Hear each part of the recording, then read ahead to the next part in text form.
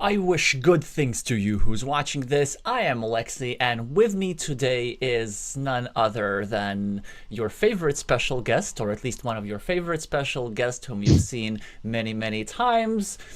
Otto Ikonen of Finland, also known as the silver medalist of the 2024 Mind Sports Olympiad, also known as the captain of Team Finland, also known as one of the best players in the world at the moment, also known with his screen name Naulerheim. Hi Otto. Hello, everybody!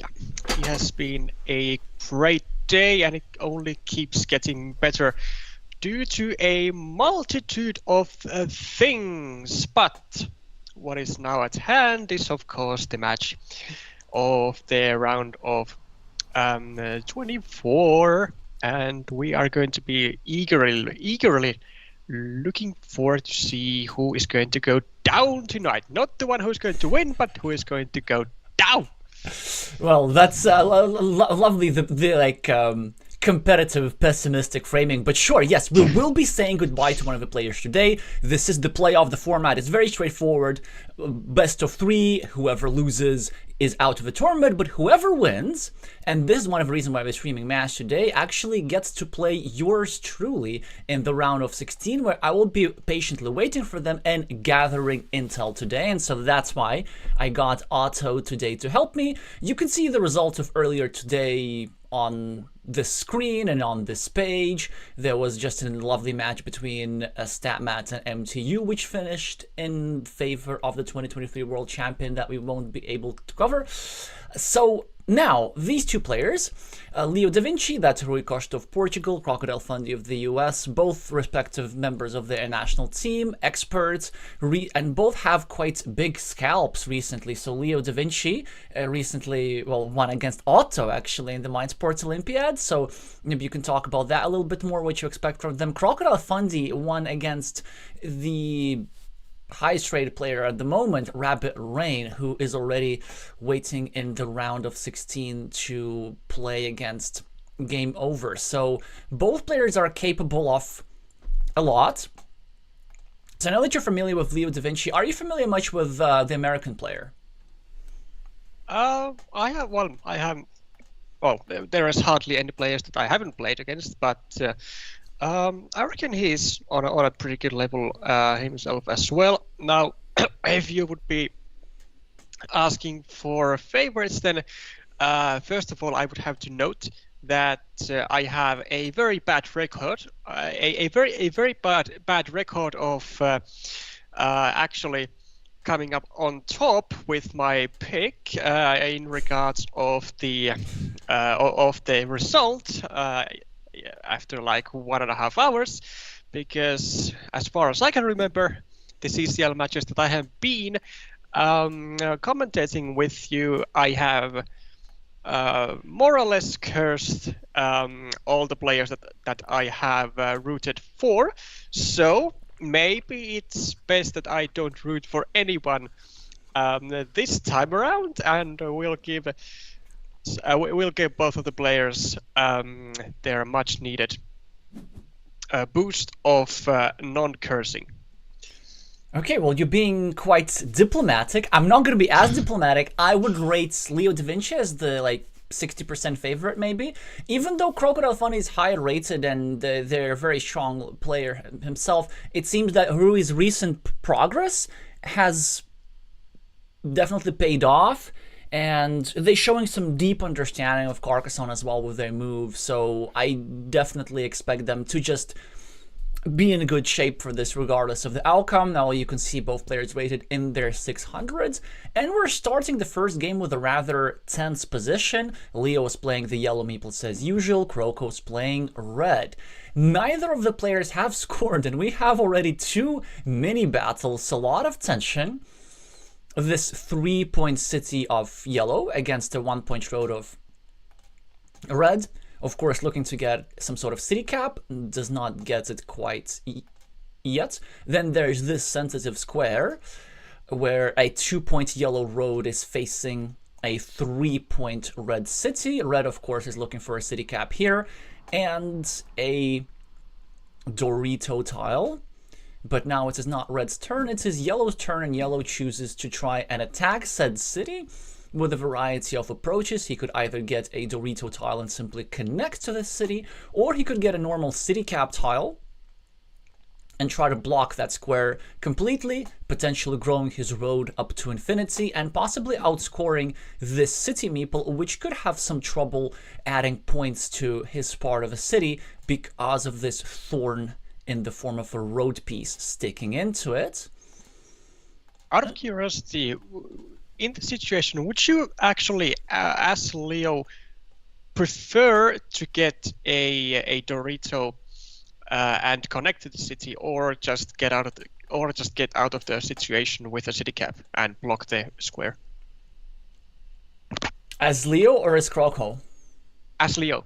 As Leo, I just want to get the city cap. Because, like, this connection, it really is not worth that much. Like, the city's worth currently 3 points at the moment, so is it really worth, like, waiting for so long and only have an 88% chance just to share those 3 points?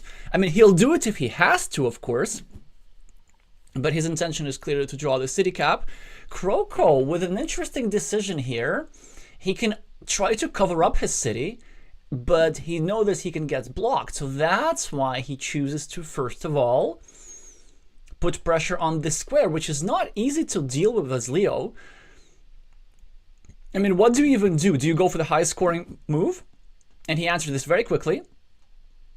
Decides that 5 points is way too much to pass up. The safety of this meeple can wait. Croco with a scoring tile, looking probably to get 3 points for himself for the Shroud. Chooses to orientate the tile in a way that leaves more tiles available to continue his city. And Leo with the bailout. This was a super, super sensitive square, but interesting, he's thinking about it. So do you prioritize saving your meeple here, or do you want to finish yourself an 8-point city and try to score more? I think I would just be taking out my 4-point city right now and like finish the plan, which well, to be honest, I assume was the plan of Leo all along. Since you still have like a lot of tiles to the 8-point city, and you know, even like triangles or like triple cities in the very worst case are not the worst.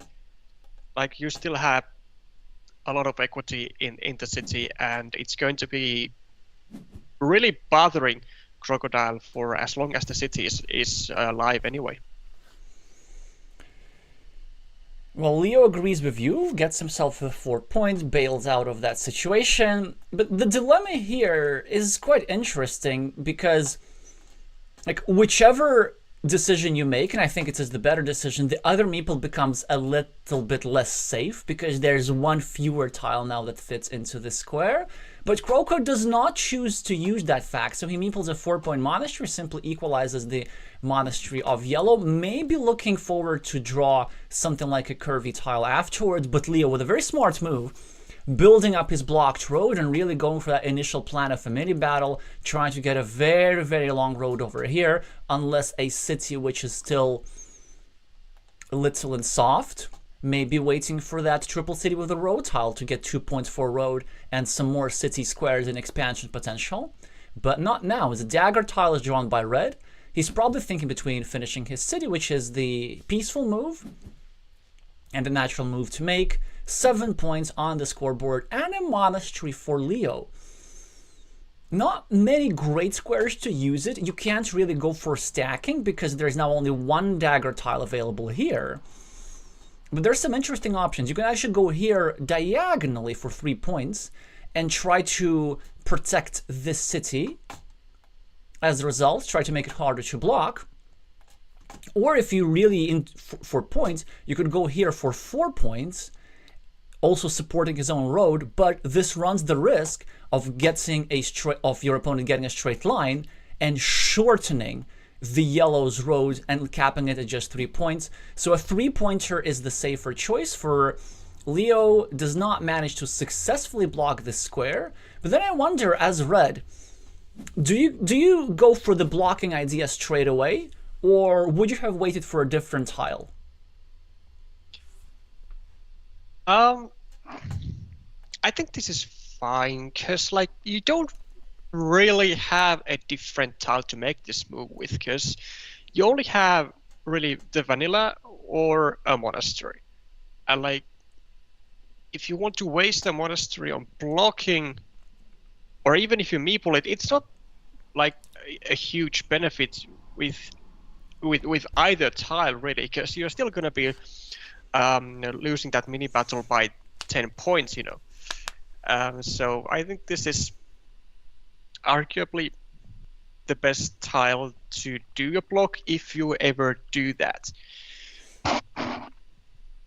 And he does decide to do that. Leo now with another monastery, probably looking to go over here for stacking, which is exactly what he does.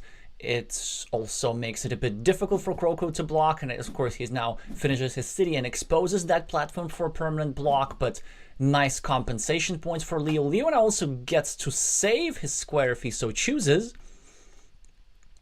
Yeah, speaking of that mini battle, you said the 10 points, so Yellow has 2 blocked meeples here, monastery for 8, and city for 3 against a 1-point road of Yellow, so that's a 10-point advantage, which is actually kind of okay for a blocked meeple, but if you can just get that meeple back, then that's even better. The only question, is that 50% chance even worth a move? And he decides that it is, and he decided he will be able to continue the road at the bottom a little bit later with this for the American here, Otto. I would go diagonally from my own monastery and drop a farmer. Wait, what do you mean? What do you mean by diagonally? It's like how many squares above? As in like exactly the square where Croco now went. Though With a I farmer. would, yeah, with a farmer, and though I would be going with the field side downwards so that he can get a straight road and to easily restrict the short road of Leo to a crossroad and prevent that from getting any additional expansions, which he is unfortunately not able to do. Yeah, that. But it's going to be like really harmful if Leo gets that 50-50, because you know, well, it's already harmful in itself, but when you take a 6-point field or maybe even a better one, in addition to that, it's like just such a large knife in the wound. Or dagger, rather. Did I not say dagger? What did I say? Oh, doesn't matter. No, because like no, it was just like I making a silly joke because okay, this wound would be made with a dagger tile, so that's why it's not a knife, it's a dagger. Okay, I'm seemingly feeling a bit too slow today. No, all good. It's I'm just feeling more facetious than I normally would be. And look at an incredibly annoying move from Red's perspective. Yellow decides to add a point, donate a point to Red's ruin, but for good cause. He's scoring 2 points for Road himself, and he's covering up this ruin for development. And there's still 3 horses, 2 cows, and a quadruple city tile for a potential development of these ruin, and none of these tiles are gonna go here. So this move could have saved Red, I don't know, 5-6 points perhaps. But look at Red responds in kind, finishing up or covering up Yellow's road, making sure that this road does not grow further. It is of course a respectable 8 points, but then he decides that the 8 point is enough damage, and then he starts a new safe city pointing to the bottom. Neither player really is into your field move yet. So the American is not taking inspiration from his teammate Karki, apparently, who would be the expert on such early farmers and even earlier farmers than this.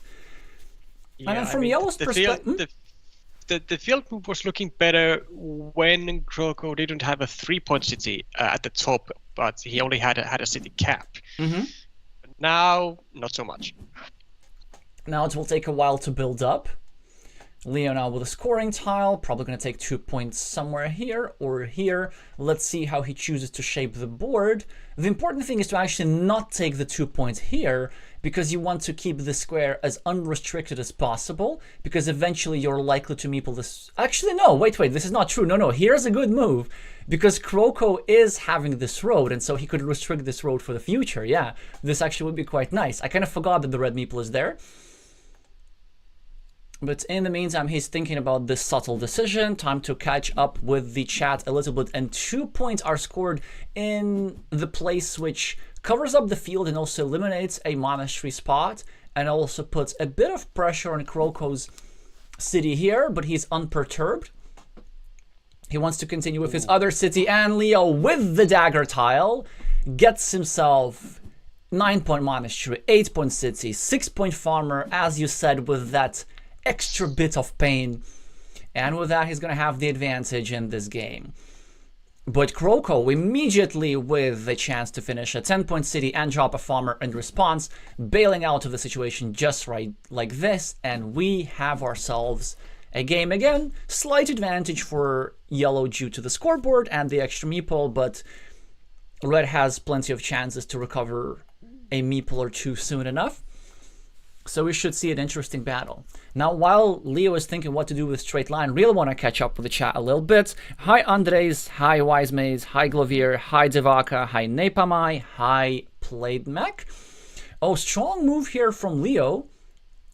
Dropping a second farmer straight away. Also setting up a 4-point curve move that would enable him the field connection and also score extra points. Croco decides to not meeple any of the roads, but get himself a city camp back for the field fight. 3 points extra for the American, double splitter for Leo. And now he only has 1 meeple, so really not many places to drop this tile. Perhaps he's looking maybe developing his own monasteries and also growing the field a little bit. Or would you prefer to go at the top and try to create some pressure against this square?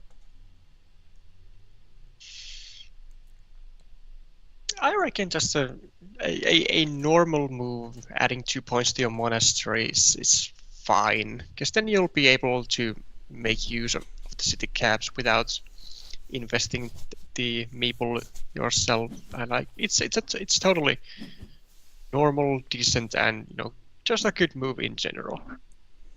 And when you are the one who is attacking the field with the second meeple, you are not the one who is supposed to be worried about the field expanding. And the Portuguese player agrees. We see the cap over here. Now, he might have had some qualms about this move, because in the short term, he's actually helping Red's monastery a little bit more than his own, because Red is going to get a city cap tile and then score for the city and recover himself the monastery, whereas Yellow still needs to get 1 more city tile to get his meeple back. So we are expected to see Croco with a meeple majority temporarily for a few more moves as a result of this. But this field is looking pretty decent geometrically. After this invasion, it will have 4 completed cities on it, a chances for some additional scoring, and not really many platforms to invade. Of course, upon completion of this city, a platform will appear on the left, but it will be a platform which could potentially be eliminated with a road move, unless, of course, it would be used immediately. But now Leo doesn't have any meeples and has this city cap tile. Any recommendations for moves like these? Because we know for sure that he has to keep a meeple in hand, right? But so he can't meeple a new city because he needs to have a meeple in hand to score 4 points over here, or for the city cap over here. But how do you dispose of this city cap safely that helps to shape the board to your liking? Well, I think the only productive move that comes to mind is place it diagonally, like 1 square to the right, 1 square down from your second farmer, point the city cap down, and thus slightly protect any possible blocking platform squares to be opened by Crocodile on the right. And also when you dispose of the city cap going downwards, then because you have one meeple, it's kind of important to be able to use the city caps with the road and the field, which he is now not able to do because he now is able to use only city caps with field. And I think this move is going to be I wouldn't say a major misstep, but like a small misplay, because this city cap doesn't help Leo in any way. In fact, it hurts him, because Yeah, Croco now it is able to definitely take does. that city cap, and with that creates a blocking platform of tempo. Now, that's a great point, actually. And this means that, no, it's quite a sizable mistake. I think at Leo's level, like given his recent progress, he should have figured that out. But it's just one mistake. He's still in this. He still has a decent position. Oh, and look at that auto. Case in point, a 4-point mistake. If he had turned the city cap the other way, he would have now been able to score 4 points, but he can't. This is why these small things matter. I think he might have been a little like afraid of creating a counter field, but like, you know, the main field is already now 15 points, and well, it was 12 at the time with 2 city caps. So like a counter field of 6 or 9 points, I don't think it's going to matter all that much, or it's not going to matter as much as Leo might be afraid of, if that was the reason why he turned the city cap upwards. Another reason why I wouldn't be worried about the counter field so much, just because the main field is growing, and the main field already has an entry point over here, which is kind of sneaky, through one of the 3 remaining vanilla tiles. And so this means that Red will in fact be probably dropping farmers here rather than spending his resources on counter field.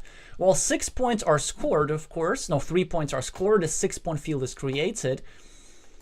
And we know that Leo could have gotten himself 3 more. Let's see if he loses this by 3 points. He will certainly be tilting after this. Although, I don't know, maybe he's not tilting. I actually am not aware of his capacity to deal with all the emotional stuff.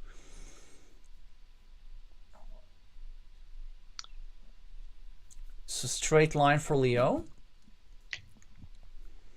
Croco with one of the vanilla tiles. Presumably wants to just score, finish his monasteries, create an attacking spot. Or I wonder, is this time to just go over here and drop a farmer for a 75% connection?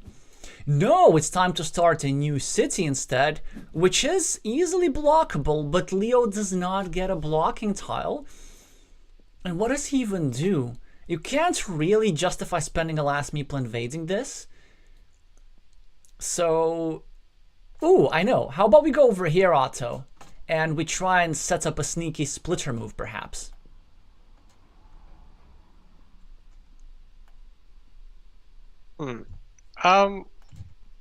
Yeah, it does kind of work, but and actually, no, I do like it a lot, because we do need the meeples, and we don't have too many places to get them out. Like, we have to probably bank on getting the monasteries back quite a lot, which is actually, I'm not sure why Leo placed the straight road on the left, because it does, at least to my eyes, harm his monastery. It does harm his upper monastery. It helps his bottom monastery a little bit, which was, I think, his intention. But I have to agree. Ouchie, ouchie. Oh, risky, risky, risky. Spending his last meeple on the monastery. But it could work. Which is, yeah, but now, you know, now is exactly why this straight road can be really harmful. And I hope he is going to realize that, though it's not much that he can do about it right now. It's amazing that he still hasn't gotten a single curve or a single crossroad to connect his second meeple. and he still doesn't do it. Just takes the people back first, which I am not sure if it is the correct thing to do, given that there are only 2 crossroads remaining, and like getting that second meeple to the field is like really important. But he wants to score more. He wants to get those sweet points. And also another thing that he's able to do with the meeple now, he was able to finish monastery, start a new city, create some threats over here. He actually could now consider a different route. He could start a reasonable city fight here, which I think he really should do. There are 3 connection tiles, 2 road Doritos and 1 horse to go over here. So why don't we go over here and try to create another threat?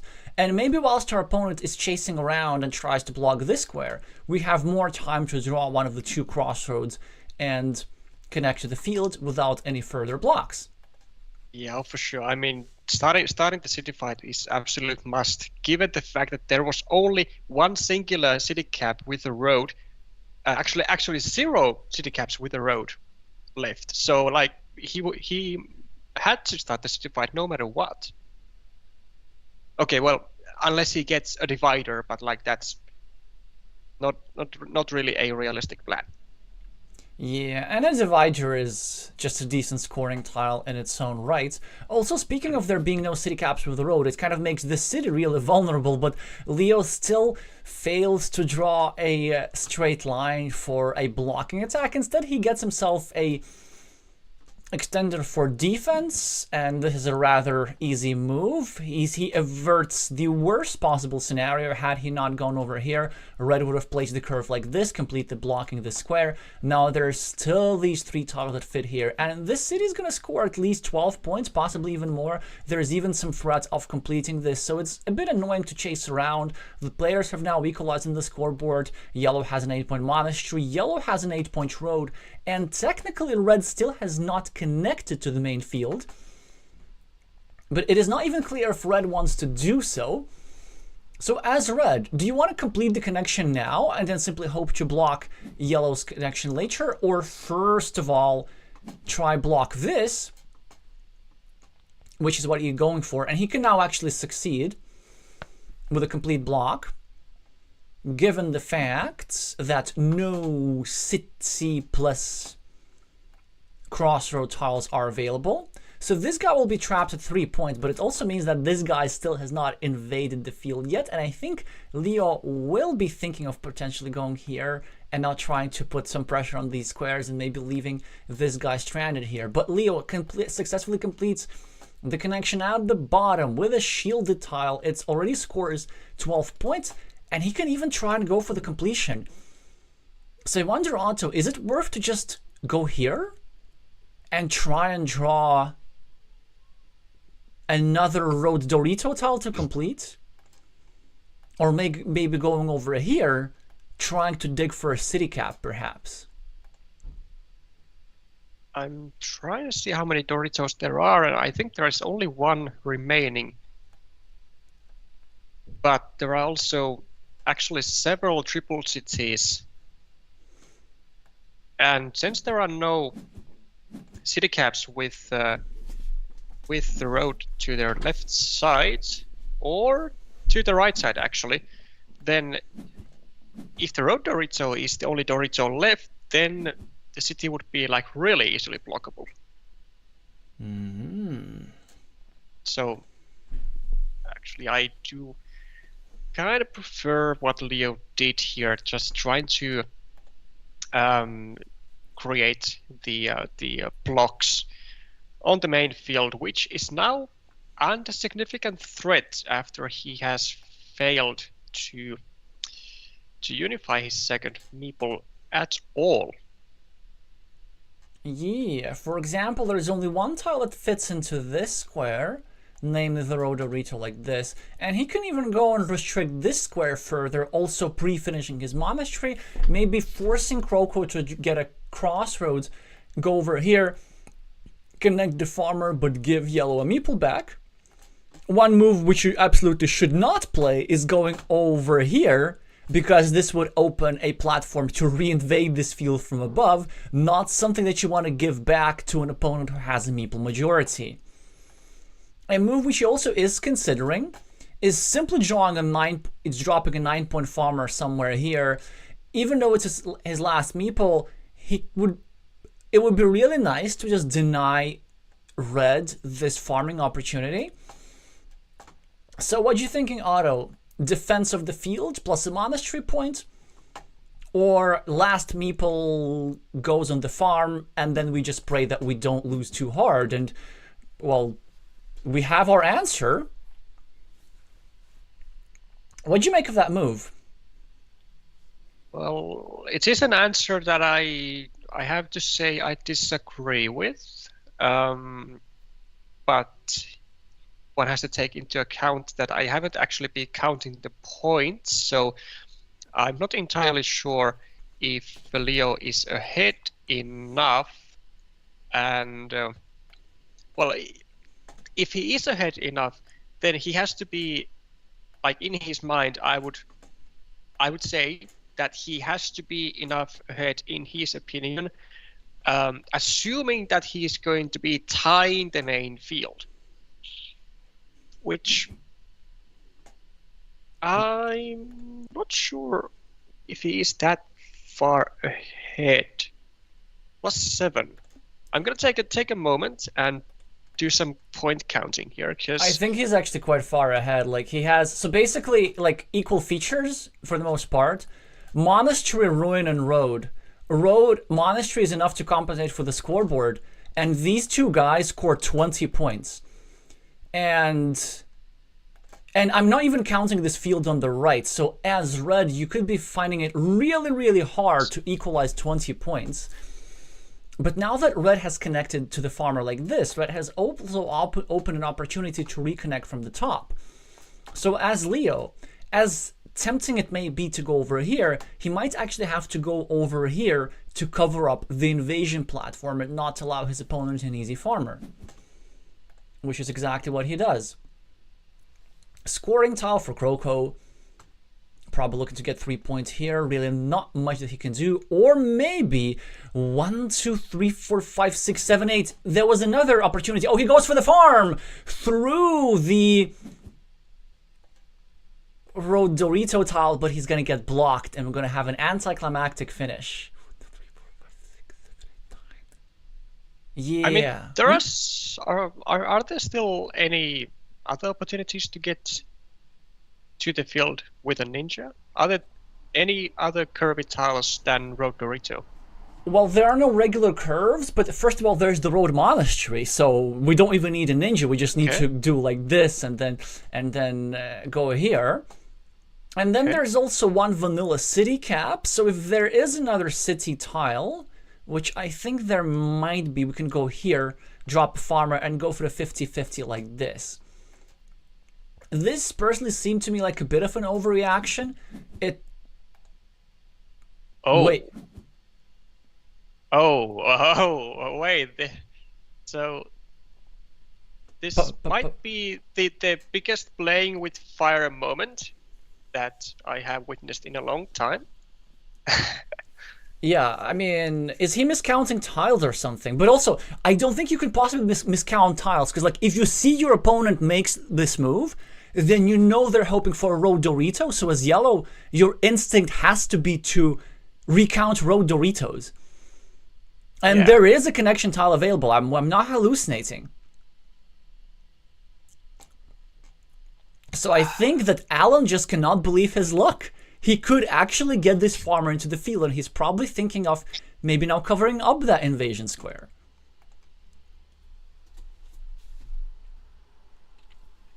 Glovier is saying in the chat that you'll like this move from your teammate because he's so far ahead that he doesn't need the field.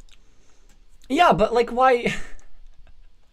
But you know, why not just block your opponent's meeple? Because you know, it's not just the field. He's also going to meeple a 6-point road upon going here. So, oh, look at this. You know what Croco can do? He can go here and drop a farmer and hope for a road monastery. A very smart move from the American. and Leo cannot block. And now, if red gets the Road Monastery here for 8 points in a field connection, and a Dorito with a road tile to overrun a 15-point field, do we even win as Leo? Well, actually, the answer I think is still yes.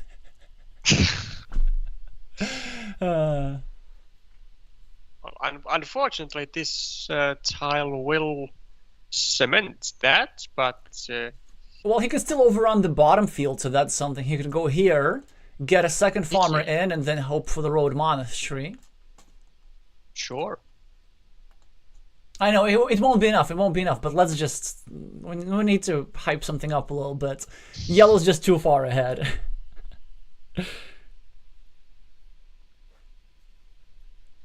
Actually, that's a great point from Glovier in the chat. So he decides... So Yellow just wants to get a meeple back to simply take advantage of other scoring opportunities. Which... Oh, look at this. Croco doesn't even bother. He just takes 4 points. Yeah, so he's banking on really this tile. He does not get it. And not only will this farmer will be denied, Leo's now going to go over here and even block this invasion square. So double damage. And a huge one. And Road Monastery was drawn by red. So he would have connected there, but of course denied just in time. No good moves available. Just score 4 or 5 points somewhere. There's a bunch of 5-point monastery spots. That's about the best that you can do. Maybe here and here. And then hope that your opponent loses on time.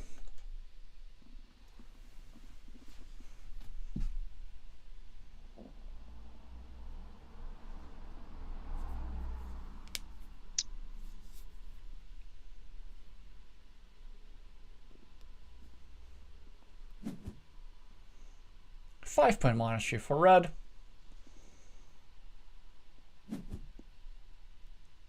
And a 6-point city for yellow is about to happen. It's also like this extra bit of demoralization, because I like to also take note of who wins the final coin flip. So yellow, in addition to winning the game, also got himself the better scoring tile on his last draw. He got the 6-pointer as opposed to his opponent's 5-pointer. So he must be feeling pretty good about that. And let's see what the score difference is. Even this little 3-point farmer ends up maturing.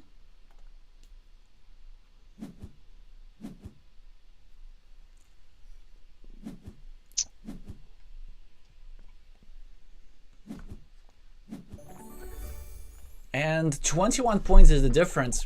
Yeah, I felt like we really played this really well.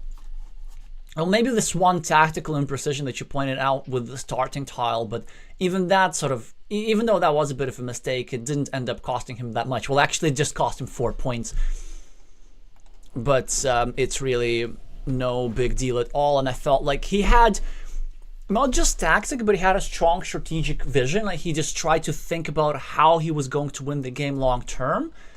And these monasteries took care of business. So Portugal 1, US 0. Let's see if Alan manages to respond with something substantial in the second one. The players are not taking a break, headed to the second one. I'm still surprised he won by that much, even though he never made it to the field. Well, he did make it to one of the fields. You know what, Otto? I've noticed something interesting. In many of my games that I both stream and play, unless I count the points exactly, I tend to underestimate the value of ruins. Especially if your opponent has 2 ruins or something. So there's something about them which just doesn't look menacing. But that was like a 12, 13-pointer right there, and ended up being the highest unshared scoring feature on the board. But now it's time for a second game. Croco is the starting player.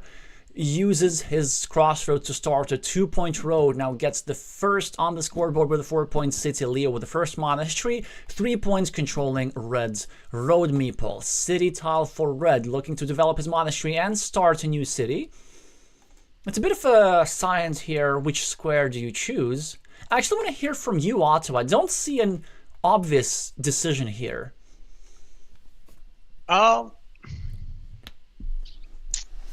I think I would choose just left of the monastery, pointing down with the city, of course. Just start a city. Is that with the intention of putting pressure on this road square a little bit? It is, yeah. And I mean, it's...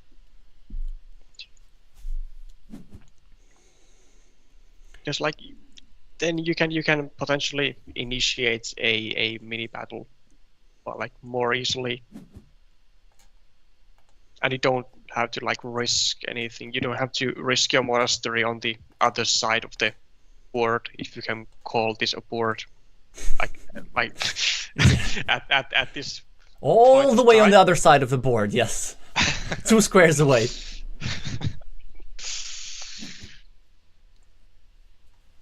Yeah, but the point is that you don't have to, risk your monastery getting blocked from another spot. Yeah, that makes all the sense in the world, and now we have some interesting developments. This monastery has already built up to 7 points, still controlling this road. The road has just been covered up by Red with an extra 2-pointer to boost his scoreboard lead. Leo, of course, is threatening a 6-point city. There's a shared or soon-to-be shared city at the bottom, taking advantage of his opponent's juicy shielded tiles. But this one is kind of an awkward tile to place. As yellow, if we go here, this exposes a reconnection platform to that city, which is really not something that we want to do. But then where else do we play this tile? Do we just go here? And he chooses the content move. He starts a new city at the bottom with some potential ideas of invading here with another triple city tile. It works like a charm. I actually didn't see, this move wasn't even on my radar. What was on your radar? Because this was definitely on my radar. This was like, I mean, one of the 2 moves that I think he could have made. What was the other one? I just like disrespectfully continuing his own 2-point city on the left, and to deny an attacking from Croco. Yeah, and that would have been my move. So at least I can see one of the moves. Yeah, and speaking of attacking, this is exactly what yellow is being subjected to. He's now not able to use a city cap to finish his city, so he starts a new one, but in the meantime, red attacks what's soon to become yellow city and also creates a sensitive square near his monastery. So Leo is probably thinking about starting yet another city whilst also protecting his monastery square. But his meeples are well placed. It's actually a really good position for yellow. So it's interesting how red has more points on the scoreboard at the moment. But Leo has the scoring potential. In the meantime, red connects to the city at the bottom. And there's now quite a big, unlikely, but big threat of red drawing the last remaining splitter tile and separating a 20-point city or something along the likes, an 18-point city, from this measly piece of junk occupied by the yellow meeple. And so I know, like, Otto, do you go for the protection move? Do you want to be a bit more paranoid? Or do you just keep scoring and then simply hope that your opponent does not draw a splitter? I gotta say, I think I would have ended up doing the same move as Leo, because even though I always like to think myself that, like, come on, there's only one single divided tile, but then when it always hits, or like it feels like it always hits when it hits like I like 1 out of 30 times in like one in 30 games, it's like, oh, it hit me again. Like, why did I not do this? And like, so that's why I have actually more or less kind of switched to a more defensive mode when it comes to when it comes to city fights like this, when I have like an extra outsider meeple coming to the city. I really want to stick a road piece there as soon as possible. And Hui did exactly that, which is quite interesting because normally if you play more defensive moves, especially when it comes to shared features rather than your own features, then this means that you are trying to reduce variance in the game, which means that you're perceiving yourself as the stronger player. And maybe Leo is really inspired by his first game and he just wants to outplay his opponents. But just as we were talking about how he's playing safe, he's actually used the shielded tile to complete the connection, and he got hit by another red meeple from the left and a monastery on this side that denies a reinvasion square. So actually really difficult position here for yellow.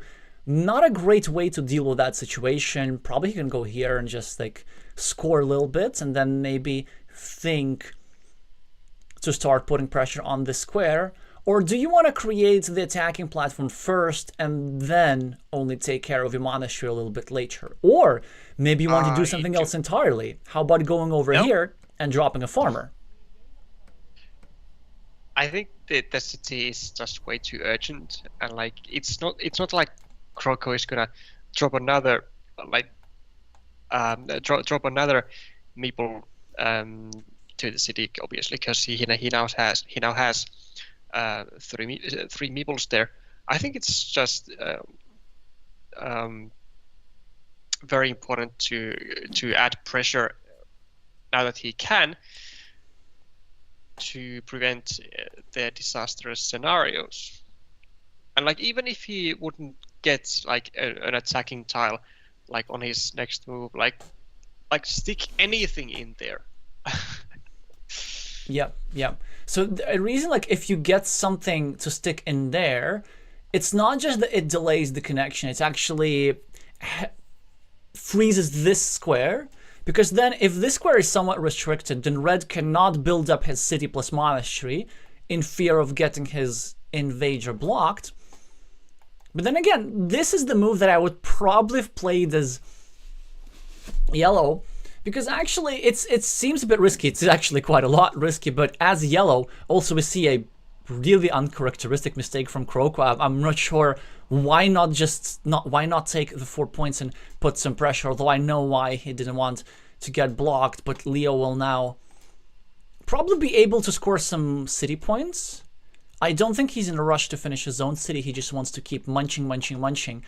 And I wonder, Otto, is there a world where we maybe score 4 points here, finish our city caps, drop some compensation farmers, and then we can simply survive red overtaking this city? We can survive if it doesn't finish, but if it finishes, then it's gonna be a whole other story. Then I really would not like to be the player who tries to get compensation points. But 4 points are in fact scored, and I wonder if, like, so this is a strategic decision. Does he go like full munching mode here? Or does he maybe get a meeple back first? Or does he actually go now and maybe meeple a city here? Because the reason why I really like the move at the bottom, it also puts pressure against a road of red, which he has actually quite skillfully managed to bring close to completion.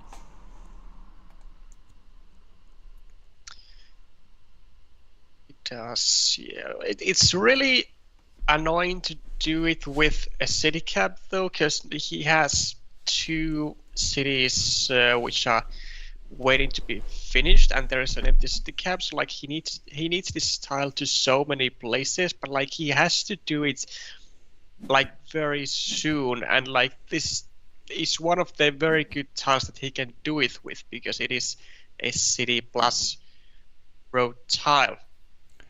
Well, red gets the connection with also the best tile that he possibly can, because it does not give back any connection or attacking platform. And this is where, as Leo, you actually need to keep your cool. Here we absolutely need to take the 7-point monastery, if you ask me, because if you want to amass compensation, well, for the city, that would be about it. Then we get to drop a farmer, and then we're golden. If anything, I would have even dropped a farmer a bit earlier, but it doesn't matter. He can still do it later. But let's see. Yeah, with 3 meeples, he definitely does have the luxury to first take the monastery and then the field. I mean, that is, the plus side of just finishing your 8-point city and being up 3 meeples to 1. You will likely be the one who is going to be first on the field, and then your opponent will have the headache to come up with a plan to attack it. Yeah, and also because this road is not yet completed, there is room to actually drop multiple farmers, like one here and one here. There is one downside of this monastery move. So if you go here for 6 points, for 7 points, then red can get a straight line, and then red can drop a farmer. But also very interesting idea here from Hui. So he still uses the monastery for scoring, but he uses it to get points from the red monastery and also kind of disrupt that city a little bit. Now it is a bit harder to bring to completion. A bit of an unusual move from yellow here. I mean, if you ask me as yellow, I would probably just score. Yeah, because now the situation is a bit different, because pretty much whichever end of the city Croco decides to continue, it's going to open a blocking or attacking platform. So, opening one yourself, it's not really that important anymore. Yeah, and also actually I'm not a fan of leaving the city cap open in a position where your opponent is short on meeples. This can just help them catching up with the scoring. But red, I think, well, is that a misstep? Maybe not, actually. No, this is a rather smart move by red, because what this does, it creates a threat to get a very particular combination of tiles. Dorito, Dorito, and extender or horizontal splitter like this. And then this will be a bit tricky to block. So now Leo needs to be patient. Yep, he needs to score 4 points. It's a good move. 11 points on the scoreboard, but Croco gets himself a strategically important road and a second meeple back. Scores 10 points. Basically equalizes on the scoreboard. Now Leo with a curve. Finishes, of course, his monastery, or pre-finishes his monastery, and now red can even be the first on the field if he so chooses. But does he so choose? It's a lovely scoring tile, could go here for 7 points. But then if you are going to go here and expand the field, you really hate taking 7 when you can score 12. So I wonder if this is one of those rare instances where we just want to use the monastery as a patch of green. What do you think, Herato? Nah, I don't really see Croco taking the field with this tile, because even though the field is juicy and it has a lot of green squares, that a lot of green squares also means that there are a lot of attacking possibilities, and it's not going to take long from Leo to even it out. So I wouldn't really be too rushy with taking the field as the first player. But this is exactly what he does. I still don't like. I still don't like it. But I think he correctly assessed that this monastery, which was powerful a few moves ago, with the current tile runout is not that powerful, because it's a bit more easily blockable than usual. Leo now creates a platform to try and block all these ruin meeples. Also, by the way, important realization. If this city gets blocked, red still gets all the points. There's like 16 points there. It's really, really good. So Leo now finally gets himself a blocking tile. The threat of completing the city will be averted. And then suddenly, Yellow, I think, has a clear plan to victory.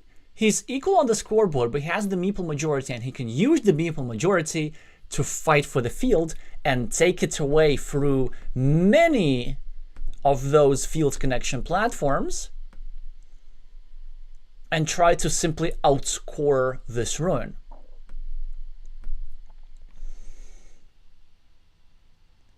But it worries me that he has a straight line in hand and he has not yet committed a block. Yeah, I don't really see why he hasn't done that. I mean, just a 3-point lead, but he has an extra monastery, and when he completes this block, then he's going to be in a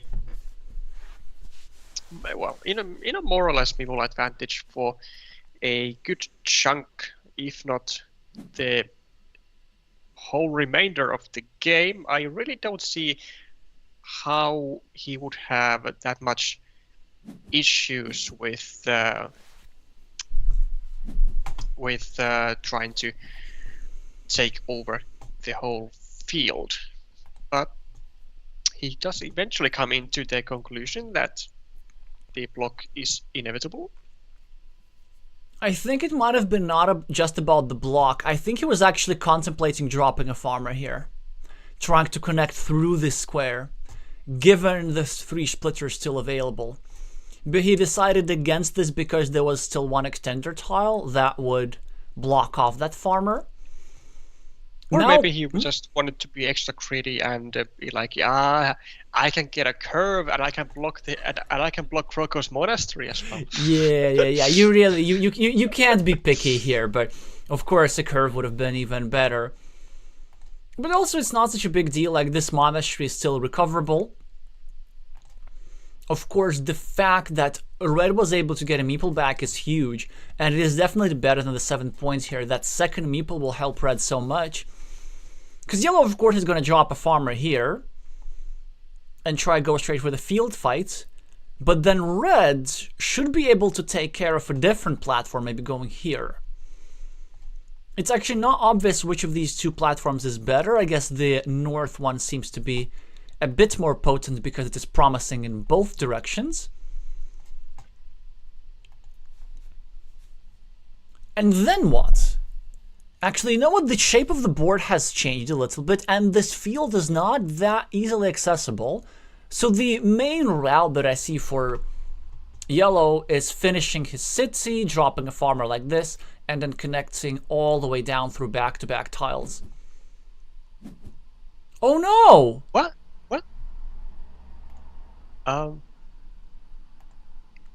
This is... So Otto, do you want to explain to our viewers why this is a blunder for a player of Leo's caliber? Yeah, this is a massive blunder actually, because now that the right-hand side daggers are gone, this farmer is blockable with only 1 tile from the square where it has the easiest access to the field. Like it does have a backup plan, like with 2 tiles from the top side, but that's 1 extra tile first of all, and second of all, it's something that you should not need to risk for. Yeah, well, he does get bailed out by the deck. Of course, the correct move for Yellow was going over here for 2 reasons. First of all, it would have made this square way safer, not creating this blocking platform. And second, it would actually have preserved the chances to connect that way. But now a great move from Red. It looks initially that he's blocking his own farmer, but this is actually not true. He's defending his own farmer because there's still 3 horizontal city splitters that go here and not only complete the field connection for red, but also score some 7 points. And Leo really can't do much about it. As yellow, I probably wouldn't even bother trying to block. Well, maybe I would, but my intention would be to just try to get back meeple as soon as possible, maybe by going here perhaps, getting monastery meeple back, and then just patiently waiting for a city cap to drop a farmer here. Yeah, because yellow does not need to tie the field at this point, unless yellow also manages to find some other scoring opportunities. Yellow actually needs to win the field outright. For sure. I mean, this, if we exclude the monasteries and roads and the city, then not like exclude, but count everything in, then Leo is gonna be like minus 10 points or so, and that field is gonna be the feature that is going to cover that aspect for him. Leo also needs to make sure that he doesn't run out of time. Only 13 points, or only 13 seconds on the scoreboard off yellow. Now red makes this game way interesting by finishing both his roads and yellow's monasteries and gives everybody more meeples to play with. A scoring tile for Leo, very quick decision to take 2 points. In the meantime, Wisemay is pointing in the chat about the possibility of the 25% chance possibility that yellow would be able to get a splitter, not a splitter, but an extender tile before this guy has the chance to connect. And then but then in that case he would also have to draw the final starting tile as well. Or maybe not, as actually yellow red by scoring these 2 points has created a blocking platform against his own meeple, but it's no big deal because the most probable outcome does occur. The 7-pointer has been drawn. This farmer brilliantly makes it back into the field, and now it is a game again. Leo with the final dagger of the game, looking to go over here and drop a farmer. Really no reason to make any different move, unless you want to get fancy and drop a farmer here, but with 1 crossroads, I would really not recommend doing that. So no need to panic, just normal moves. Even though a farmer at the top seems far away from the main... No, Leo, no, why the panic? Why the panic? Or actually... This is actually not that bad, because if he banks on the starting tile, he can just drop a second farmer also, and get both of them in from the same route. It's not that bad. Yeah, but like, why do we have to bank on the starting tile? Like, our position is not that bad. Like, you can just make normal moves. And also, the reason why I don't like banking on the starting tile in particular, because like if our opponent gets it, then it's game lost. Not because we don't get this connection, but also there's another scoring opportunity where the starting tile can be used, the 6-point city. But I mean, who knows? Maybe his strategy does pay off. And look at Croco. He actually is feeling fear, or rather exercising caution, choosing to sacrifice 3 points and drop a farmer on the other side of the starting tile simply to equalize this yellow meeple, which also now should give yellow a sigh of relief. Yellow can still use the starting tile for scoring, but the issue that I have with yellow is that where's the farmer here? This extender looks like a lovely tile, but if he uses a city cap to finish his city here, he can no longer drop a farmer, because then the path to the main field will be just way too far. Suddenly it's a very difficult position for yellow, and only 12 tiles remaining, and really not sure how he's going to get out of this. Yeah, that is a great question there, given that Leo is now -5 on the board. The monastery puts him at +2, the city at 5 minus the city of red. It's like minus 1, 2, 3, 4, 5, 6, 7, 8, 9, 10. Minus 10, so... Well... Oh, yeah, but of course he still has to get at least the second meeple on the field. And he's going to have to finish the city. He's trying to set that up. He's now actually trying to do something that he should have done a few moves ago.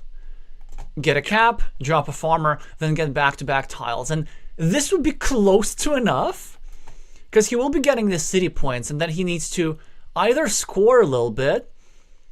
Not with that tile, though. Although, you know what we could do with that tile? We could think of some field connection setups, maybe going over here, trying to set up a platform for this square, or going here with a similar effect, trying to drop another farmer here.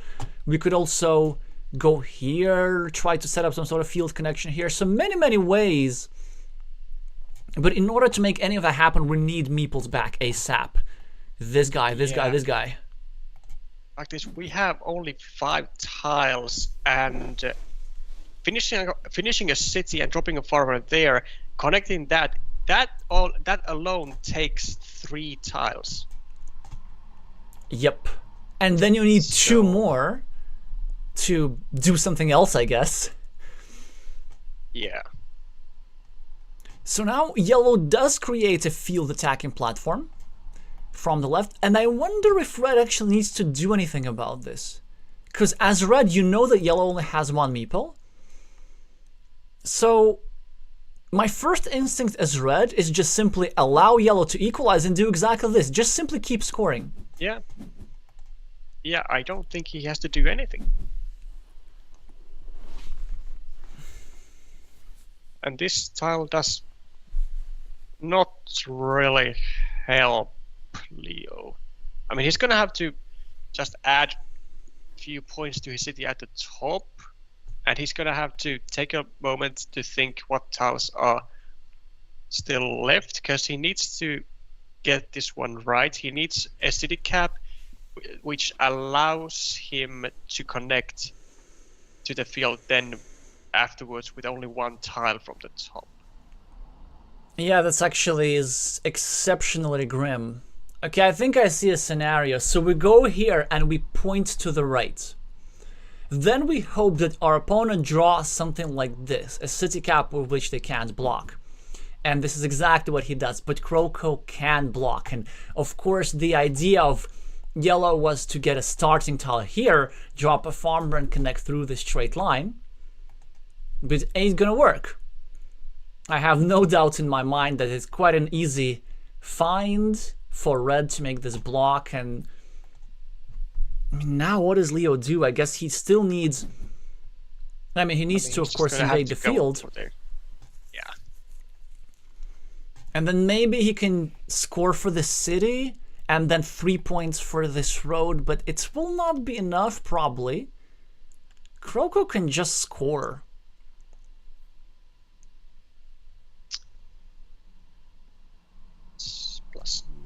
+2.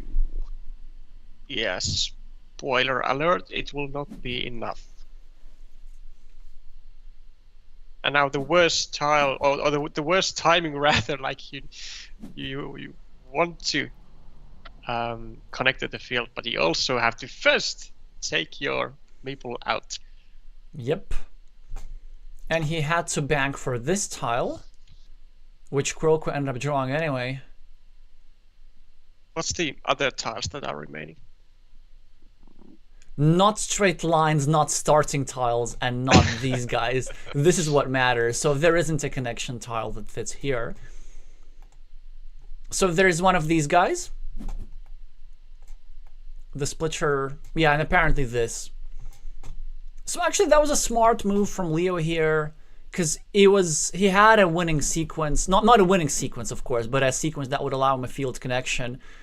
But yeah, great performance here from Croco, just taking that early stronghold on the field. And Leo, you see, like this move over here ended up having some merit, because this field ended up being more close than we thought. And I felt that Yellow, after making what probably was a mistake of just too hastily connecting the cities and allowing Red the chance to re-attack that city and end up with a 15-pointer right in the heart of this board, then he spent kind of a lot of time not really sure what to do. Because he would first of all try go the compensation route, but then he would try to maybe like poke holes into that city.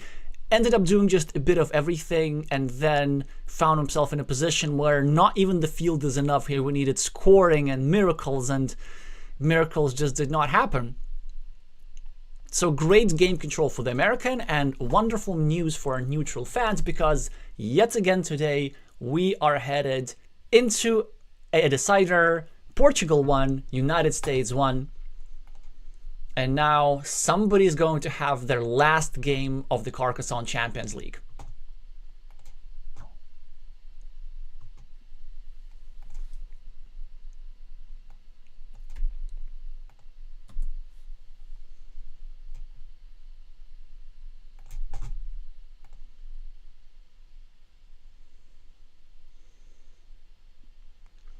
Glovier suggesting something interesting, saying, I wonder if we should have risked the top city to attack the field before completing it. Yeah, I think that's actually a lovely idea, that you drop your last meeple on the farm first, and then you hope to get the city cap later to get your city meeple back and then just keep scoring. This probably might have been the way to go. But hindsight is 2020. The players are appearing to take a couple minutes break. Although I don't remember this being announced in the chat.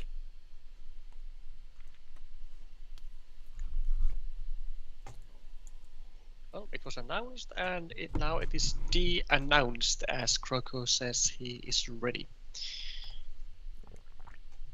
Yes, and a table has been created. The game is about to start, and we will get to witness the first tile in what is going to become a defeat for one of these two players, like Otto. Let's focus on the negative. Somebody is going to seize their participation in their Champions League. Somebody in about half an hour from now is going to lose the championship. I've noticed that, like, whenever I make a video and there's a negativity in the title, inadvertently, it typically gets more views than positivity. I wonder why. Yeah, I know. Morbid curiosity is a fundamental part of human nature. So Leo is the starting player, has a statistical advantage, already managed to score a 4-point city and a 4-point road, but Croco with the first monastery, a proud red meeple in the center of the board, a city to support it, about to get himself a meeple, maybe even thinking of even dropping a farmer. So a very open position straight from the start. Would you just straight up finish the city? Or would you do, would you do Krishna's and, start another one? Well, I don't really see a good spot to start another city, to be honest. Yeah, that's fine. But what I don't like necessarily is the vulnerability of this square. It's not really that vulnerable, because, yeah, Leo can, I don't know, stick a road in there, but, he's not necessarily even going to farm, because he would be restricting the field on his own. And, if there is no road, then that means that Croco will have a possibility to finish the city with a city cap plus field, and then that creates a stacked monastery spot, which we all know and love. Yep. I think this was exactly his intention behind this. But Leo is now trying to play around with that square. My concern actually was not so much a road. Maybe something like a cow tile with a yellow meeple on it would be quite annoying for red to deal with. But instead a city cap, and now more pressure on these squares. Leo is probably here looking at a third city meeple like this, I really think it is the best move that we actually now start annoying our opponent really, really hard on this square. And also eliminating all those stacking options that you just, as you said. Though, I mean, if he now goes for the what I like to call harassment, I mean, now I would be willing to justify a farmer instead of me pulling the city cap. Because now it would then already be, you know, 4 potential cities, and like you really don't want to see Croco getting a city cap with a road and then dropping a farmer on a 6-point field with 2 city caps of your opponent, or rather of yourself, adding points to that field. Well, Yellow appears to agree with you, and now it works out and he's able to score some points and get the stronghold on the field. But actually, I disagree with both you and Yellow here, because I really hate leaving that city cap open, making my meeple a bit more vulnerable. I guess if it's next to my own city, it's okay. If it's next to red city, that would have been a no-no. But ends up working just fine. Yeah, I mean, this move makes a lot of sense. It just allowed some painful Dorito moves, which would also make it difficult for this square to get developed. But then this actually looks like a great position for Yellow. Yes, it does. Farmer here. Block meeple here. I'd also say that probably a big factor which played a factor in Leo's decision in going to the field rather than taking the city was that Croco had not just one but 2 uncompleted cities, so he wasn't really afraid of like city caps per se. And if Croco gets a triple city or a Dorito and directs the city to the left, then I mean that's all fine and good. But if he directs it to the right, then then Leo can go with any road tile on the right and create pressure on the monastery, on the new city, on the old city. Like there's so much nasty stuff that can happen if Croco decides to take advantage of the new city cap in any way. Yeah, that's a great point actually, because this city cap is almost a trap. Wow, and it does appear to have been working very nicely. Also, I think another factor in Yellow's decision was simply the fact that he just lost a game due to not being able to equalize a field. So he thinks about this, nah, never again. But finally, Croco getting a bit of love from the tile deck, has a variety of moves available, could either finish his 6-pointer or maybe even go here and finish his monastery and equalize the city, and then already start putting pressure on this yellow meeple here. We're starting to run a little bit shorter on city plus field tile, as this is already the 4th vanilla that has been drawn. And this move seemed to be sufficiently powerful. Also very nice to come closer on the scoreboard a little bit. Leo with a straight line. He cannot defend his own meeple, but he can probably attack red's meeple, actually. Which I would do. Yeah, it's not like he has much better to do. And like, you know, the thing is, if you have a meeple in a vulnerable spot, which you know is going to get like restricted, likely very, very soon, then, you know, why not, you know, pay back the courtesy and, you know, do some nasty threats to your opponent as well. Exactly, and this counter block would also be actually protecting this meeple. Because let's say if you go here with a straight line, and red also has a straight line, then red has to go here to protect his own city, which leaves more time for yellow to save this meeple at the top. And if only yellow manages to get a city cap, or like a splitter would be fun, go over here and drop a second farmer, then his position is going to be really, really good, even if red draws his dagger tile for this critical square relatively soon. Yeah. And you know what sometimes happens?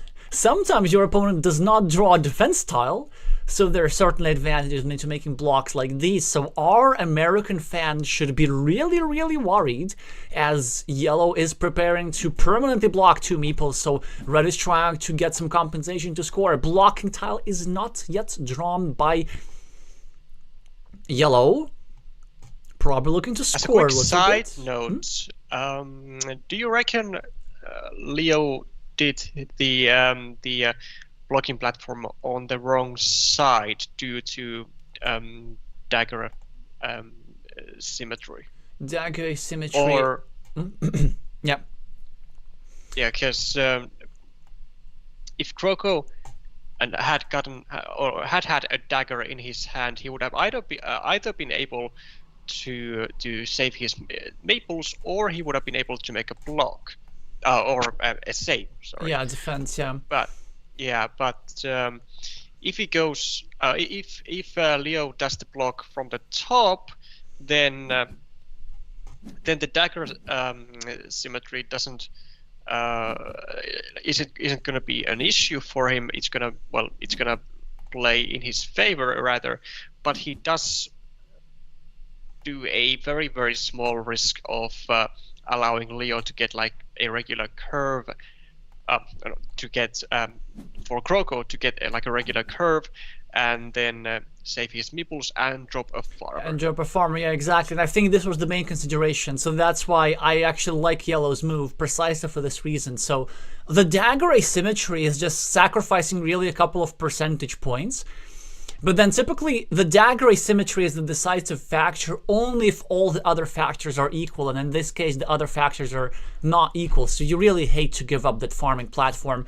And now Leo also quite instructively, he gets a wonderful tile, a splitter, which would have been great over here to score and score and score. But he prioritizes correctly, because blocking 2 meeples of your opponent is just so important. Then it is even worth losing 1 meeple over here, or at least 25% of a meeple if we look at the equity. Just because having that meeple majority in the long term would help him on the field. It just looks like promising enough, let's say. Yeah, there's also this additional city cap to score with a starting tile. Now he gets one of the best tiles in the deck that he could draw right now to continue his city, of course. Red scores a monastery point, tries to chase a little bit. Yellow now with a chance to do many of the things that he wants, either to start a new city, which I think would be a bit too greedy, or simply just going over here, getting himself a monastery meeple back, equalizing the city on the left, and adding a juicy 9 points to his scoreboard. This is exactly what he does. Croco with a splitter, no real good place to use it. Maybe going over here is not a bad idea, just to try and put some pressure on this square, because he's quite significantly behind. I wonder if there are any risks that we can take. So what if as red we maybe try keep the fields contained, try to block this meeple at the top, and then maybe try to create a fight for a big ruin on the left and try to make it grow larger than the field? That could be a thing. I wasn't exactly considering the move that Croco did. I was considering more of a quieter move, just adding the city caps below my own monastery, because like Leo is not gonna touch them with a 10-feet pole in a long time, as long as he has 3 city caps on his field. Yeah, but Red's move is actually, I kind of like it because, you know, it adds a bit more volatility. It creates this 8-point city or 6-point city up for grabs over here. It's now puts additional pressure on this square. Croco is now able to prevent Yellow from scoring for a city. And in the meantime, Yellow listens to my suggestions for Red and he goes for Ruin himself. So he figures between the choice of a field and a Ruin, why not both? And suddenly it's already worth 12 points. And probably at some point, Yellow will need to spend, or Red will need to spend a meeple rather to go over here and connect. But not now, as a 6-pointer is scored by Red. And Red is slowly crawling back into this. Even though this 6-pointer is actually only 3, considering that Croco is going to be in a meeple disadvantage if he ever decides to attack this 9-point field. Yeah, but you know, towards the end of the game, if there's a good enough reason and a good enough platform, he can just simply drop his, you know, last meeple on the penultimate turn and then just attack this field anyway. So it's, I think, useful to think of these points as 3 points because it's 6 for the city minus 3 for the field. But such point counting I find more productive closer to the end of the game when you know for sure that you're not going to be attacking this field. Because now we don't know necessarily. So Red unifies the cities. And now whoever draws the second splitter can go over here and meeple it and try to overrun a game-deciding 24-point city. Which makes me think, now that Leo is ahead, yeah, I think he should do exactly this. Just prevent that splitter possibility. And be like really, really cautious.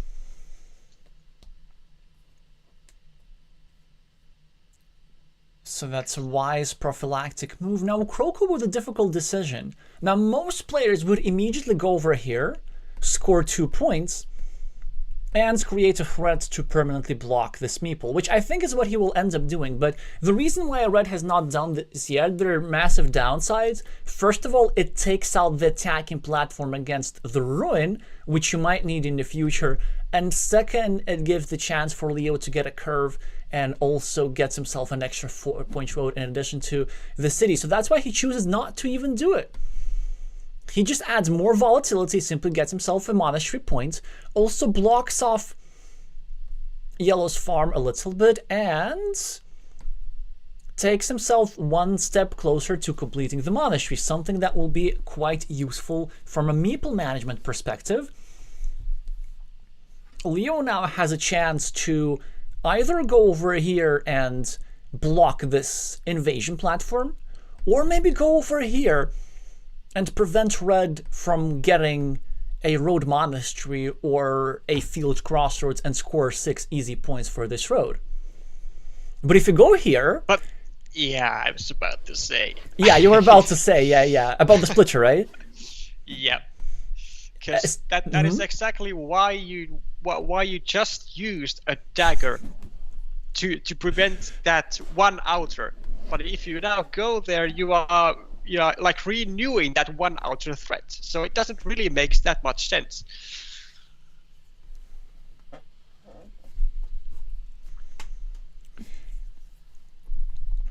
Yeah, but Red is not going to be waiting for a one out to here. Just wants to have a runner of multiple Doritos and overrun the city. Of course, Yellow is trying to deal with that by creating a blocking threat, but Red now still renews the idea of going over here with a normal Dorito and then with a road Dorito here. There's only one road Dorito remaining. Wait, are there 2? There are 2. This actually is great for him. Because Leo, of course... Do we ever finish the city of Croco? Do we ever need to play that safe? Are we really this far enough ahead? I don't know. That's why I'm asking. I don't think Because we're we this might far enough ahead. be. I mean, we are +5, +10, 15, 19. With field 28, 29, 21, 20, like 14. If we finish the city, we are still +10. Which we're giving That's- our opponent a meeple back. And then they could just score Yeah, a little bit and then, I don't know, draw a splitter, invade the ruin, something like this, and they're suddenly ahead. I mean, I don't know, it's definitely a move worth considering. And we still have massive threats in this position. We can, of course, still get this meeple back. So honestly, this might be the move, but if you just go here and make a normal move, you're instantly already reducing the chances of this threat to just 25%, and he plays a more standard move here.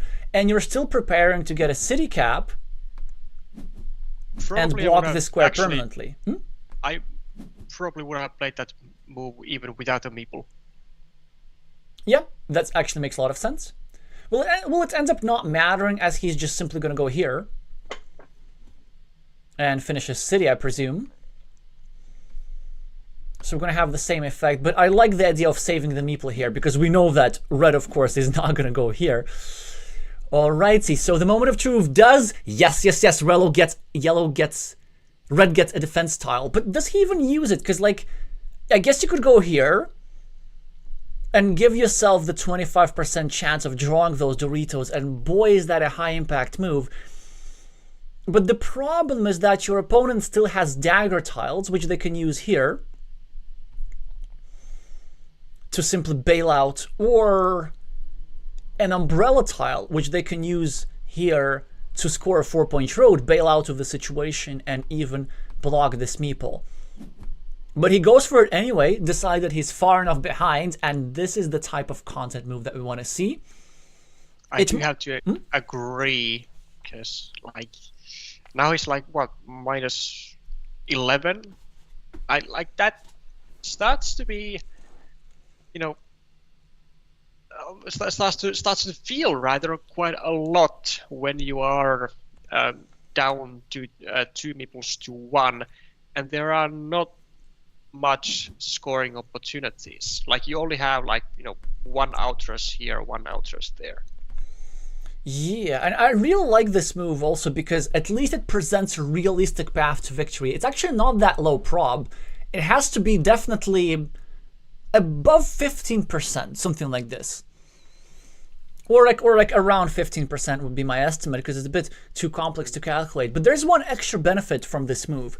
Let's say if yellow now draws a dagger tile, then yellow probably cannot afford to finish this city. He will need to finish a shared city instead, and then red can draw the other dagger and bail out with a finished city and a 6-point field of his own closer to the end of the game. So this all kind of adds to the percentages, to the possible win percentages a little bit. That is true, although as Leo, if he sees any type of dagger, I don't think he's gonna be too disappointed. That's true, yes. Actually, I think at this point, if Leo gets the left-handed dagger... Oh wait, there's none of those remaining. Ah, that actually makes Red's situation a bit more complicated. But imagine if there were a left-handed dagger remaining, then at this point, yellow would go over here and finish Red's city. Yeah. Red decides to just drop city caps. Note that he did not want to drop the city caps over here because he's planning to finish the monastery with a different combo. Perhaps he's looking for a curve and another monastery to score a bit more efficiently. Yeah, I mean, I assume you were drawing next to the red monastery, right? Yep. Yeah, because the only city cap that then goes there is the divider, and he already wants the divider elsewhere to attack the ruin. Yep. So it wouldn't really be ideal, or even like viable. Yeah, that's actually really smart monastery building there by Alan, because many players, even expert players, just build up their monasteries with whichever first tile they draw, when in reality you actually have to look at the most probable tile combos and plan exactly how you're going to finish the monastery. Now he goes for a straight line with still 1, 2, 3, 4, 5, 6, 7, 2 curves remaining, or 3 curves remaining before this move. Definitely a reasonable move for Croco. Really looking forward to getting that meeple back. Or, of course, getting one of these bad boys.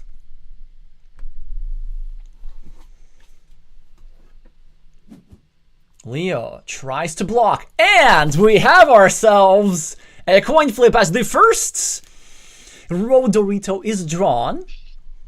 He's just thinking which of these squares to fill. It doesn't really matter, does it? Because it's still it's two.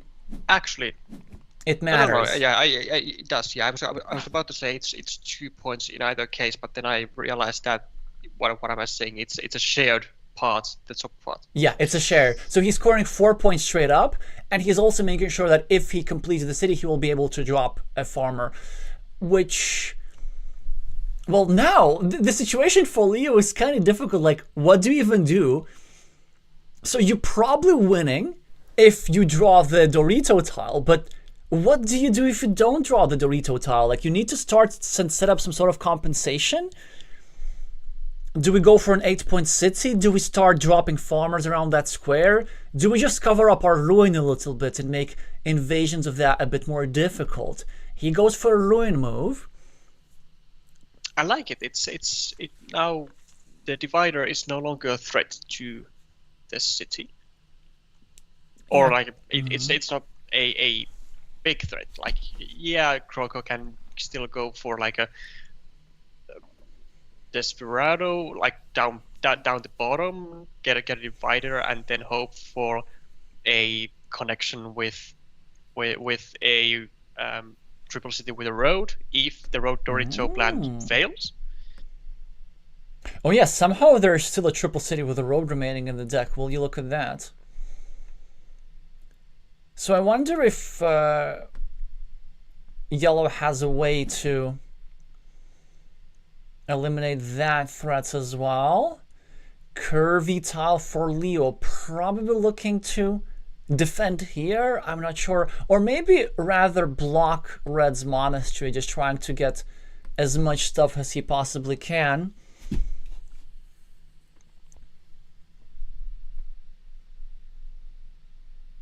Maybe at some point he's looking to meeple this 6-point field and just as many field as he possibly can. It's really, really tricky here for red. For yellow, I mean. Certainly a sticky situation. How much are we going to be behind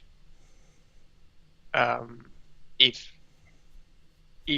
the road triangle succeeds? So the city will be worth 30 points for red. And a meeple majority, so it's pretty tough. Red has 2 monasteries for 16. And yellow has a ruin for around the same size, which compensate the monasteries. So the only thing that yellow is going to be left is this 12-point field. So you know what? Like, if yellow gets himself some city caps, like, it's a lot depends on the timing. Like, if we consolidate first, we get a 7-pointer here, drop some farmers, then we can maybe withstand the 30-pointer.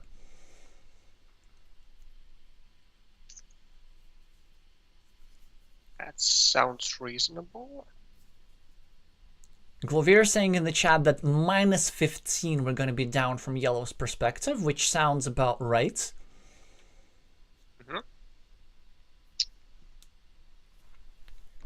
But again, like a six points in a meeple is the threat here for a long time already. Some more city caps available.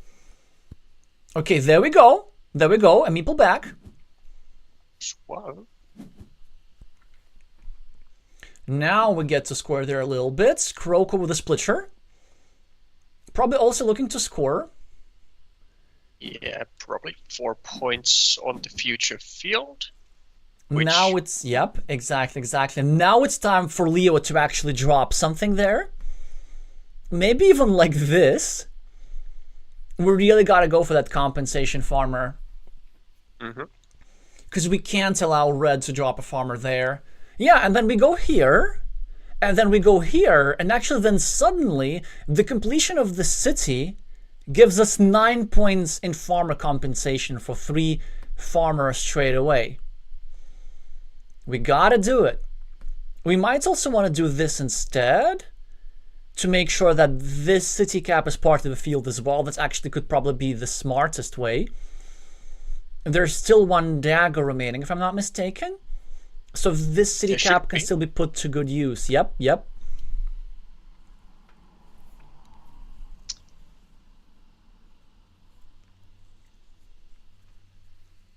3, 6, 7, 8,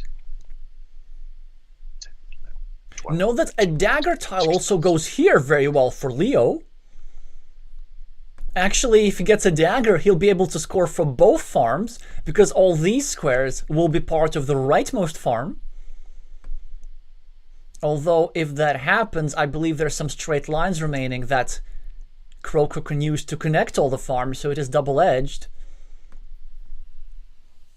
A farmer move is guaranteed here. We're just going to see the exact orientation and placement of this tile. What's your favorite placement, actually? Like, where do you want to go exactly?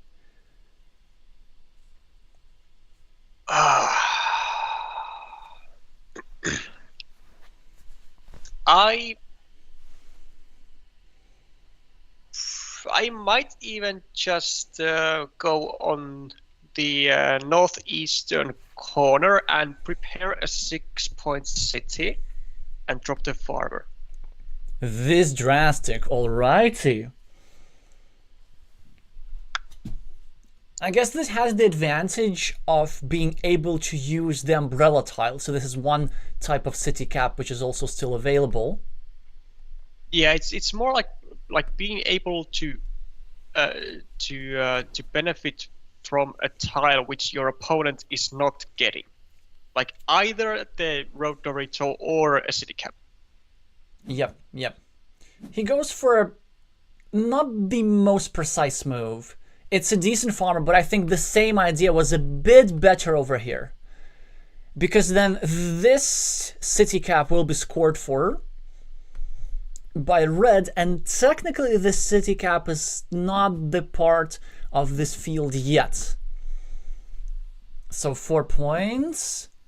And anticlimactically, everybody was so looking forward to it, but we also need to forget that, of course, red was not guaranteed to draw the tile.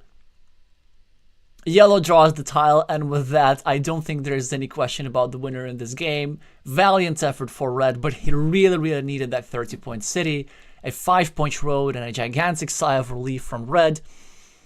He's not going to get himself a Monastery Meeple. And he probably is still going to try and attack the ruin, but this will of course be nowhere near enough. So the Portuguese player will be advancing to the playoffs, to the next round of the playoffs,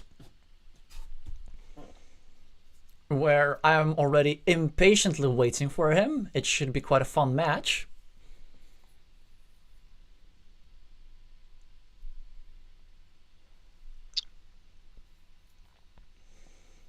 Oh, there is actually an extender remaining, so yeah, the attack on the city is indeed still possible. All 3 extenders are here. There's no extender still. And the timing of the tiles is awkward because he draws a triple city tile straight away. Yeah, he doesn't even get to score at all, so poor Croco is going to lose by a lot.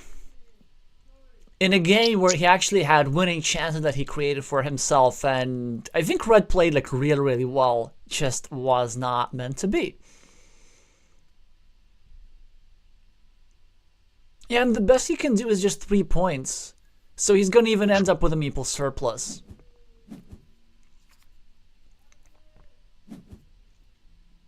Yellow with the other dagger, which is just obscene, scores 7 more points even. for this farmer, a straight line for reds can only be used for 3 points for a farm or road anywhere on this map. Does he need to deny Leo a 6-point field, or what's the final tile? I think it's a crossroads, actually. So he needs to deny Leo a 6-point road. So he needs to go here and drop a 3-point farmer to not allow Leo to go here. Yeah, that seems to be the case. Oh, look at this. Definitely mad respect to Alan for finding his best endgame move in a situation where it didn't matter anymore. So maybe now yellow misclicks and lets him into the field.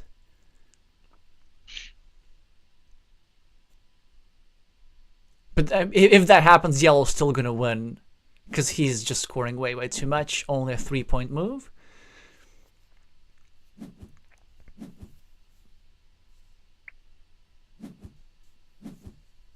Croco is being a good sport about this. Wishing his opponent best of luck. Well, maybe that's not something that I'm gonna wish them in their next round.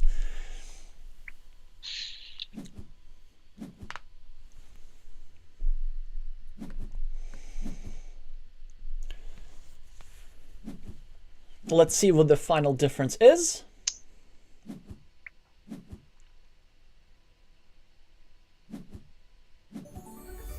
It's pretty substantial.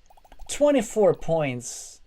And on the surface, it might not look like this, but it was a closer game and a much more tense game than the situation was going to suggest. And I really like what the American expert did here by giving himself a low prop but a realistic path to win in a position which was difficult, where many experts would just simply roll over, score some quick points, and lose by the same 24 points but without a fight. But a fight it was. So sadly, Alan is going to be leaving this tournament, but not without a bang. And as for Hui, also great performance today, and congratulations to all of our Portuguese fans. Your support must have helped him. I don't have that many Americans in the chat today compared to y'all. And I'm going to update the score here. And before we wrap up, I'm going to look at this playoff bracket. And now I know that, again, I will have to face leodavinci next week in the round of 16. Now, I have played against Leo in the Mind Sports Olympiad recently, and I did win by 4 points, but I kind of played that game. I felt that I just got a lot of city caps, and Leo played very well, so I'm going to need to really prepare hard for this one. So, but Otto, like, can you help me out here? Based on your observations about the players today and about Leo in particular, what his future opponents, asking for a friend, should be possibly focusing on when preparing for a match against him?